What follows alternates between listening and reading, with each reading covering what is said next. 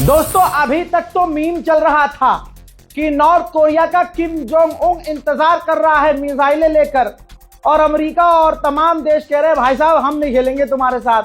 अब दोस्तों पहली बार, क्योंकि फेक न्यूज से आपको सावधान करता आया हूं दोस्तों, अब पहली बार नॉर्थ कोरिया की गवर्नमेंट ने ऑफिशियली जो नए सुप्रीम लीडर चुने गए हैं मुज्तबा खामनाई, उनको सपोर्ट किया है और ईरान को मुबारकबाद पेश की है। ईरान पर होने वाले हमले की निंदा भी की है। कुल मिला के पक्ष क्लियर है, नॉर्थ कोरिया का पक्ष क्लियर है कि वो ईरान के साथ है। आप लोगों से हाथ जोड़कर गुजारिश है, जो रील काटते हैं भैया खबरों को तोड़ मरोड़ के अब यूं मत कह देना ईरान को नॉर्थ कोरिया ने कर दिया सपोर्ट और दागने के लिए तैयार हो गया मिसाइल। भाई ऐसे प्लीज मत करो यार, कंफ्यूजन पैदा हो रही है यार, मत करो भाई। अगर ये वाली खबर सच्ची है कि नॉर्थ कोरिया ने दुख जताया है खामनाई की शहादत का और नए सुप्रीम लीडर के चुने जाने का उन्होंने मुबारकबाद पेश किया, और उसी दौरान जो है आपकी स्क्रीन पर देखिए नॉर्थ कोरिया ने मिसाइल टेस्ट कर लिया, तो भाई साहब लाल कर दिया जाएगा अगर किसी ने दोनों खबरों को मिलाया। दोनों खबरें अलग हैं भैया मत करो यार, मत करो फेक न्यूज। अभी मेरे खुद के जिनके 5-5, 8-8, 9-9 लाख रील्स पर इंस्टाग्राम पर लाइक फॉलोवर हैं, भाई उन्होंने पोस्ट कर दिया नेतन्याहू हुआ घायल, नेतन्याहू का भाई हुआ घायल, नेतन्याहू के मरने की खबर। अबे भाई नहीं, नहीं है ऐसा, फेक न्यूज है, फेक न्यूज है, फेक न्यूज है। जब सच्ची खबर होगी, जब ऑफिशियली वेरीफाई होगी चीजें, तब आपको बता दिया जाएगा। अभी जो हमारे खतरनाक वाले सोर्स है ना, वो खुद कह रहे हैं भाई ऐसा कुछ नहीं है। तो मेहरबानी करके फेक न्यूज से क्या होता है, जिसको आप सपोर्ट कर रहे हो उसको नुकसान होगा फेक न्यूज से। तो फेक न्यूज मत देखो, रील पर, इंस्टाग्राम पर, किसी भी खबर पर, आधी अधूरी कटी हुई खबरों पर भरोसा मत करो। अब अगर सच्ची खबर सुननी है तो सुनो। बड़ी खबर यह है कि ईरान के पास अब पुरानी सस्ती मिसाइलें खत्म हो चुकी हैं। क्या होता है जब हम खाना खा रहे होते हैं और हमारा फेवरेट पार्ट खत्म हो जाता है तो आखिरी कुछ बचता है तो जल्दी जल्दी खत्म करते हैं ना खा के, हम जल्दी जल्दी खा के। भाई साहब जैसे ही ईरान का पुराना स्टॉक खत्म होने वाला था, ईरान ने इजराइल पर, मेरे लफ्ज सुनिएगा, ईरान ने इजराइल पर 3 घंटे तक लगातार मिसाइल दागी है। फिर से सुनो, 3 घंटे तक ईरान ने लगातार मिसाइल दागी है। अंधभक्तों के फादरलैंड के फादर ने पिछले 4 दिन से यह गाया हुआ है कि ईरान के पास मिसाइल खत्म हो रही है, ईरान के पास लॉन्चर खत्म हो रहे हैं। ईरान ने कहा ले बेटा, किसका गाना सुनेगा, ले।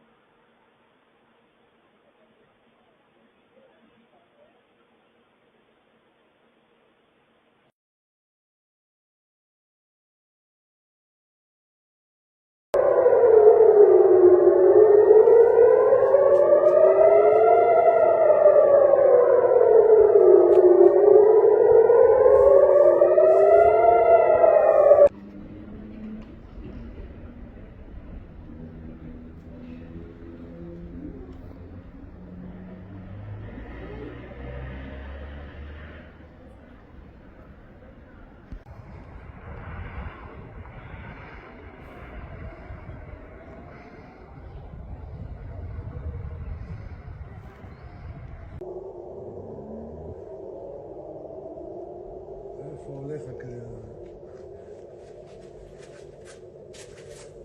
יואו, תראה פה כמה. יואו, נראה לי נפילה, אחי. נראה...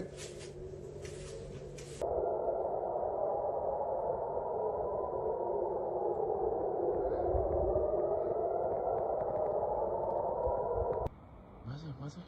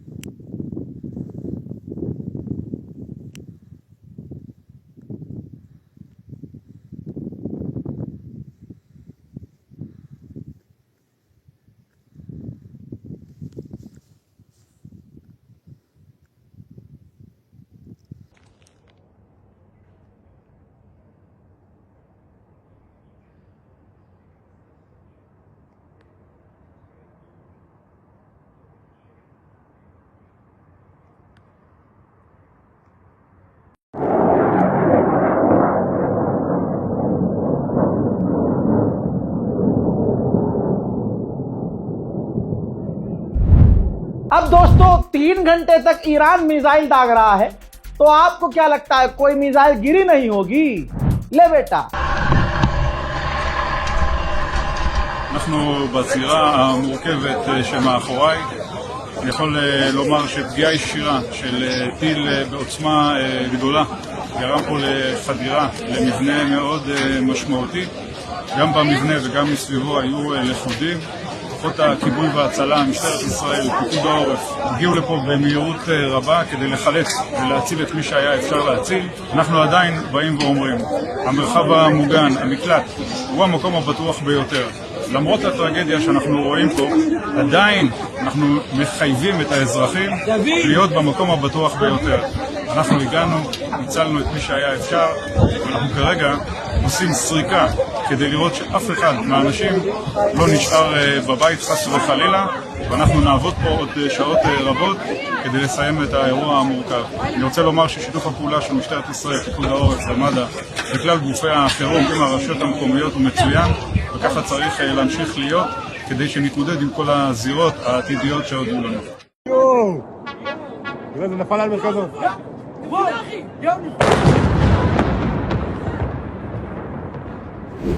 अब सोचिए 3 घंटे तक पता नहीं कितनी मिसाइल दागी। ईरान का मकसद ये थोड़ी ना होगा कि सारी मिसाइल गिर जाए। ईरान का मकसद तो ये भी हो सकता है ना कि डिफेंस सिस्टम कमजोर पड़े, उनके मिसाइल इंटरसेप्टर खत्म हो, और वो हुए भी। मोहतरम हजरात, उधर सऊदी अरब ने कहा है कि ईरान ने हम पर दर्जनों मिसाइलें फिर दागी जिन्हें हमने रोका। इसी तरह से कुवैत ने भी कंफर्म किया कि हम पर भी दर्जनों मिसाइल ईरान ने दागी और ड्रोन दागे जिसे हमने रोका। इजराइल और अरबों पर जो ईरान ने रात को रॉकेट लॉन्च किए, मिसाइल लॉन्च किए, उसका वीडियो भी जारी किया है, देख लीजिए। देख लो भैया, ट्रंपा कह रहा था कि हमने ईरान के मिसाइल लॉन्चरों को तबाह कर दिया है, और इजराइल ने कहा था कि हमने 70% ईरान की मिसाइल कैपेबिलिटी को खत्म कर दिया है। ये खत्म किया है, देख लो। अब एक वीडियो बड़े ध्यान से देखनी होगी भैया, ईरान का जलवा दिखाने वाला हूं आपको। क्या सर्कस दिखा रहा है भाई ईरान, ध्यान से देखिए। आले यहूद पर जब ईरान की एक मिसाइल दंदनाती हुई जा रही थी, तो इजराइल के 5 एयर डिफेंस सिस्टम से 5 रॉकेट निकले। पांचों ने ईरान की मिसाइल को टक्कर मारने की कोशिश की, लेकिन ईरान की पता नहीं मिसाइल जिब्रील ने क्या अपने हाथों से पकड़ी हुई थी। समझो, वो मिसाइल वो 5 इंटरसेप्टर को धोखा देती है, चकमा देती है, और तेल अवीव में जाकर तेल अवीव की जमीन को पप्पी ले लेती है। हजरत मोहतरम, यहां गोदी मीडिया ने चला दिया कि एक अरब का डिप्लोमेट है, वो भी पुराना पूर्व डिप्लोमेट है, उसने कहा कि मोदी की एक कॉल अगर दोनों को फोन कर दें, ट्रंप को भी बोल दे मोदी जी की भाई जंग बंद करो, और ईरान से भी कह दे कि जंग बंद करो, तो मेरा यकीन है कि मोदी जी की बात इजराइल, अमेरिका और ईरान मानेंगे, क्योंकि तीनों से हमारे रिश्ते बहुत बढ़िया हैं। तुरंत जंग रुक जाएगी। अब वो बेचारा अरब का बंदा, उसे क्या पता कि मोदी जी अमेरिका से पूछ के तो तेल ले रहे हैं। उस बेचारे को क्या पता कि रशिया से मोदी जी दूर हुए अमेरिका की धमकी की वजह से। उसे क्या पता बेचारे को कि ट्रंप ने, हम लड़ रहे थे जब पाकिस्तान से, तो जो है डोनाल्ड ट्रंप का कोई रोल नहीं था, लेकिन ससुरे ने हमारी जंग के खात्मे का ऐलान खुद कर दिया। तो मोदी जी कैसे कॉल करेंगे भाई? और दूसरी बात, रूस और यूक्रेन में भारतीय वहां फंसे हुए हैं। बीच में यह भी प्रोपेगेंडा चला था पापा ने जंग रुकवा दी। बाद में क्या क्लियर हुआ? पापा ने जंग नहीं रुकवाई, रुकी ही नहीं। बता दो रुकी? चल रही है रूस और यूक्रेन की जंग। वैसे तो रशिया हमारा दोस्त है। अब गोदी मीडिया ने उठाकर खूब चलाया, अरे मोदी जी पर भरोसा अरब को, अरे अरब रेले जा रहे हैं। भारत की सरकार बिल्कुल सही कर रही है, बीच में ना कूदे, बहुत दूर रहे, बिल्कुल दूर, जितना दूर हो सकती है, क्योंकि अरब को जब ईरान नहीं छोड़ रहा है, बीच में यदुवंशी कूदेंगे तो फिर ईरान क्या करेगा? हाँ, लेकिन अब सच्चाई क्या है? कि भारत का क्या स्टैंड है, तो लीजिए फल स्क्रीन पर देख लीजिए। मोदी जी ने फोन नहीं किया है, ठीक है, मोदी जी ने फोन नहीं किया है, उनको पता है फोन करूंगा तो सामने से ईरान जो है हमें जलील न कर दे। और डोनाल्ड ट्रंप तो वैसे ही हमारे प्रधानमंत्री माननीय प्यारे मोदी जी का अपमान करता रहता है। यह असलियत है भाई। भारत के विदेश मंत्री माननीय सुपरस्टार लेजर आई वाले जयशंकर ने बात की है फोन पर ईरान के विदेश मंत्री से, और सिर्फ इतना कहा है कि वहां हालात क्या चल रहे हैं, कैसे चल रहे हैं। यह नहीं बोला कि जंग रोक दी जाए, यह नहीं बोला कि जंग खत्म कर दो, पीछे हट जाओ, नहीं कहा। सिर्फ लेजर आई वाले जयशंकर ने कहा कि हालात बताइए वहां लाइव क्या है, हालात क्या हैं, और उसके बाद उनसे कहा कि हम टच में रहेंगे। ईरान को यह नहीं कहा कि जंग बंद कर दो, पीछे हट जाओ, अमेरिका से डील कर लो, ना ना ना ना, बिल्कुल नहीं। सिर्फ इतना बोला हम टच में रहेंगे। तो अंधभक्तों, रुकवा के दिखाओ जंग, फौफा से कहलवा के दिखाओ कि जंग बंद कर दो ईरान। अब आपके सामने समझाने के लिए एक बहुत सिंपल सा ग्राफिक्स है।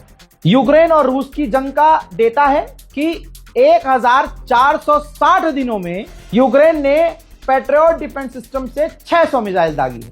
समझ लीजिएगा भाई, 1460 दिनों के अंदर यूक्रेन ने रूस की मिसाइलों को रोकने के लिए 600 मिसाइल दागी। वहीं 3 दिन की जंग में अमेरिका ने, इजराइल ने ईरान की मिसाइलों को रोकने के लिए 800 मिसाइल दागी है। भाई 1400 दिन, लगभग 1500 दिन में यूक्रेन ने 600 मिसाइल रूस को रोकने के लिए दागी, और यहां 3 दिन में अमेरिका ने अपने पैट्रियट एयर डिफेंस सिस्टम से 800 से ज्यादा मिसाइल दागी। जलवा। ईरान को कमजोर बताने वाले, ईरान के हथियारों को कमजोर बताने वाले, अपने हथियारों का इलाज करवाओ। ईरान का हथियार दुनिया देख रही है।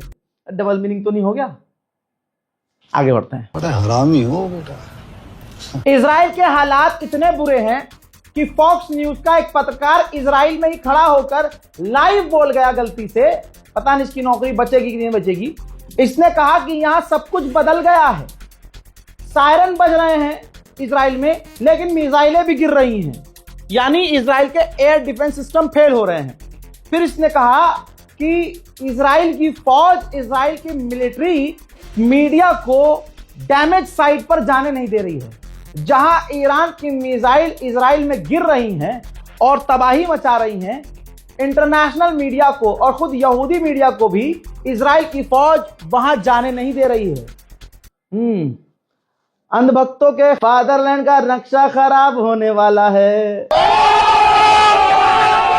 एप्स्टीन फाइल के अंदर जो लड़कियां फंसी, जिन लड़कियों पर जुल्म और सितम किया गया, आज वो मीडिया के सामने आ रही हैं, लेकिन इंसाफ की उम्मीद उन्हें नहीं है कि इंसाफ मिलेगा, क्योंकि पावरफुल डोनाल्ड ट्रंप है।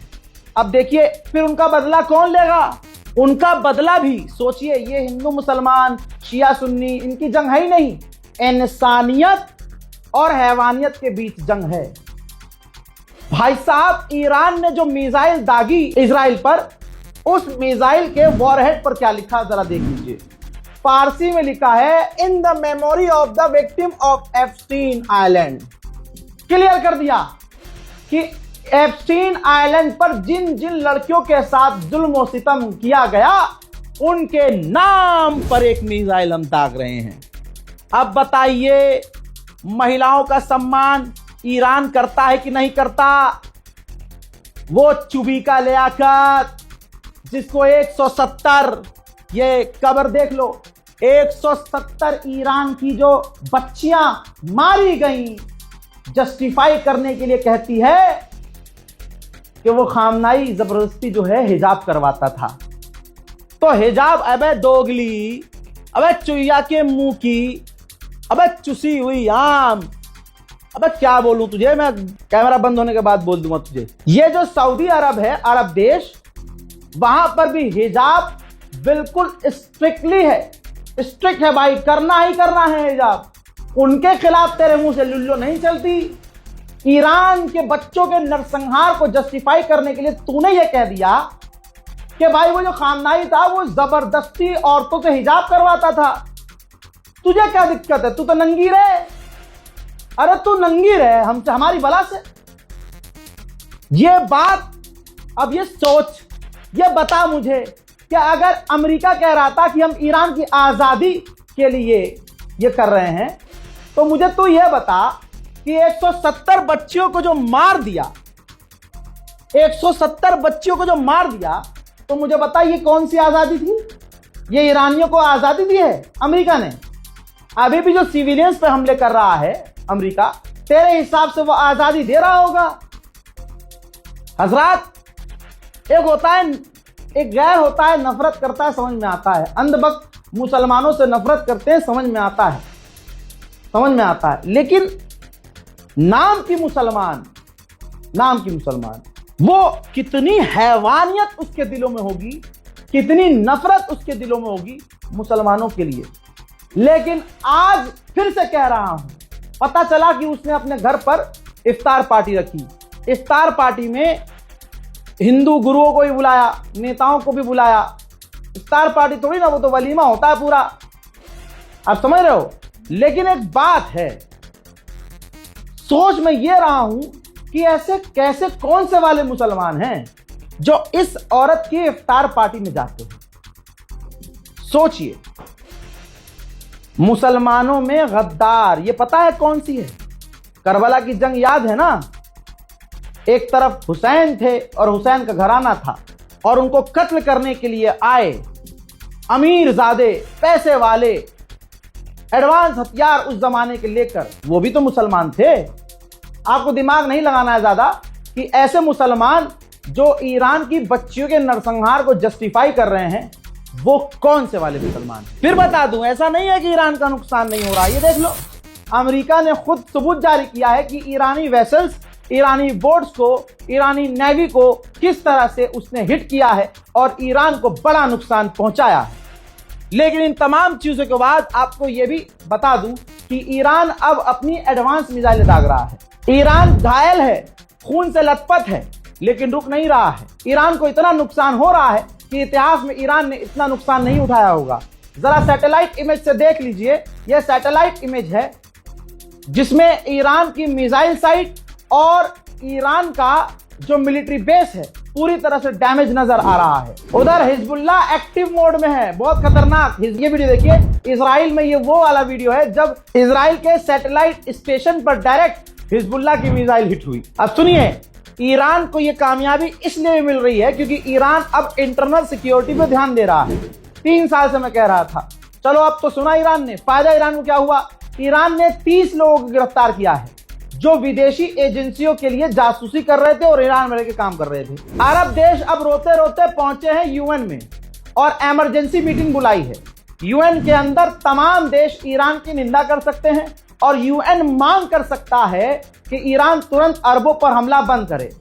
लेकिन जैसे 2-3 साल से यूएन की एक नहीं सुनी अमेरिका इजराइल ने और गज्जा का हाल क्या किया, मुझे उम्मीद है कि ईरान उसी पॉलिसी पर चलेगा। वहीं इराक के अंदर एयरपोर्ट, जो इराक का एयरपोर्ट है, उसी एयरपोर्ट के पास अमेरिकी एम्बेसी है। एम्बेसी के कैंप पर ईरान के ड्रोन ने धमाका किया। ईरान का जो नुकसान हो रहा है, खुदा की कसम, वो छुपा नहीं रहा, सीधा बोल रहा है कि हाँ ये नुकसान हुआ है। जैसे उसने कहा कि लेबनान के अंदर हमारे 4 डिप्लोमेट इजरायली हमलों में मारे गए हैं। नेतन्याहू पिछले 12-18 घंटे से ईरान के लोगों को भड़काने की कोशिश कर रहा है। ये देखिए, फिर से उसने कहा है कि ईरानियों, ये तुम्हारे पास आखिरी मौका है, हिस्टोरिकल मौका है इस जंग में, तुम वहां की रिजीम को हरा सकते हो। और उसने कहा कि हम ईरान पर अभी हमले बढ़ाएंगे। उधर इराक के पीएम नाराज हो गए हैं कि भाई जंग के लिए इराक की सरजमीन का इस्तेमाल हो रहा है। नाम किसी का नहीं लिया किसी ने। भाई साहब, हमारे मोदी जी पे मत आओ।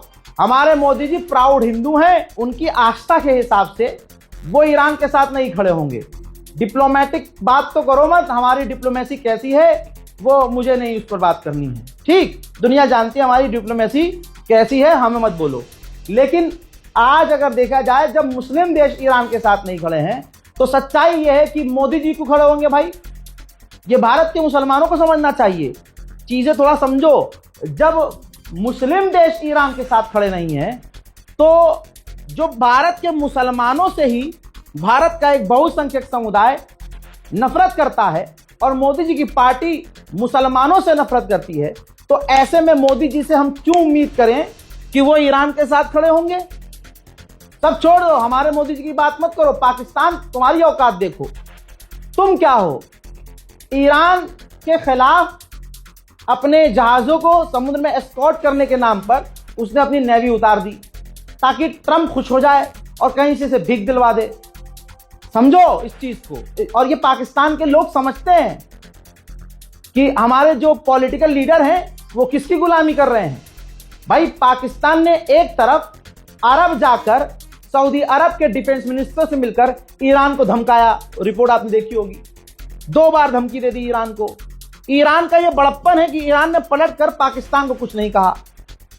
अब पाकिस्तान का स्टैंड क्या हो गया? अरबों के साथ। पाकिस्तान का स्टैंड क्या हो गया अभी तक? आपको क्या दिखा? अमेरिका के साथ। लेकिन अभी क्या हुआ? पाकिस्तान ने लेटर लिखकर भेजा है ईरान को और दुख जताया है खामनाई का, और नया जो सुप्रीम लीडर अब चुना गया है ईरान में, उसकी मुबारकबाद दी है। तो पाकिस्तान का जो स्टैंड है वो तो 3 टांगों वाला है, इधर भी और इधर भी। मोदी जी से कंपेयर पाकिस्तान के प्रधानमंत्री को तो बिल्कुल मत करना। मुसलमान होकर ये बात कह रहा हूं। नाम शहबाज शरीफ है, शरीफ नाम में है बड़ा हरामी। पाकिस्तान के एक बच्चे को उसकी पॉलिसी समझ में आ रही है। इमरान खान पूर्व प्रधानमंत्री को देख लो, खुद के एक बड़े नेता के साथ, उसकी जिंदगी के साथ क्या किया बताओ? है कोई पाकिस्तान का इंसान जो खड़े होकर जीने और मरने के लिए तैयार है इमरान खान के लिए? ना। तो दोगली पॉलिसी अगर किसी की है तो दोगली पॉलिसी है पाकिस्तान की, और किसी की नहीं। मोदी जी भाई हिंदूवादी हैं, उनका हिंदूवादी चेहरा है, हिंदूवादी प्रोपेगेंडा है, आरएसएस पीछे है। तो कैसे उम्मीद कर रहे हो तुम इंडिया से कि वो ईरान को सपोर्ट? ना ना ना ना ना। अब हमला होने से पहले जब नेतन्याहू से मिलकर और अंधभक्तों का नया दादा चुनकर आ गए, फादरलैंड बोल के आ गए, तो ऐसे में तुम उम्मीद कर रहे हो कि मोदी जी खड़े होंगे ईरान के साथ? अब इजराइल ने कहा है कि जो ईरान के इंटरनल फोर्सेस बैजेस हैं, टुकड़ियां हैं, उन पर हमने कई हमले, उनके एसेट्स पर भी कई हमले ईरान में किए हैं। हजरात, ईरान को ब्रिटेन के बारे में सोचना होगा। B-1 परमाणु बॉम्बर बर्तानिया से टेक ऑफ करता हुआ नजर आया है, देख लीजिए। ब्रिटेन की सरजमीन से उड़ान भरी है अमेरिका के परमाणु बॉम्बर ने, जिसने तेहरान पर जाकर बमबारी की है। मोहतरम हजरात, इस रिपोर्ट को शेयर कीजिएगा, अपनी राय कमेंट सेक्शन में लिखना मत भूलिएगा। चैनल को सब्सक्राइब कीजिएगा। जो रील काट रहे हैं, शॉर्ट वीडियो बना रहे हैं हमारी वीडियो से, उनको मैं क्लियर कट कह रहा हूं, सब इंफॉर्मेशन है, कौन कहां क्या डाल रहा है। देखो भाई, हमारी खबरों को अगर काट रहे हो तो खबर ऐसे काटो कि खबर कंप्लीट समझ में आए लोगों को, और डेट अलग से मेंशन कर देना कि भाई इस डेट की ये खबर है, क्योंकि मैं कोशिश ये कर रहा हूं कि मेरे देखने वालों को, इस चेहरे पर भरोसा करने वालों को कोई गलतफहमी ना हो। खबर 5 दिन पहले की हो और अब उनको लगे कि भाई ये अभी हुआ है, या खबर पिछले साल की हो, पिछले साल की वीडियोस वायरल हो रही हैं, 2 साल पहले की वीडियो वायरल हो रही हैं। तो डेट मेंशन कर दो मेरी जान, डेट मेंशन करो। जय हिंद।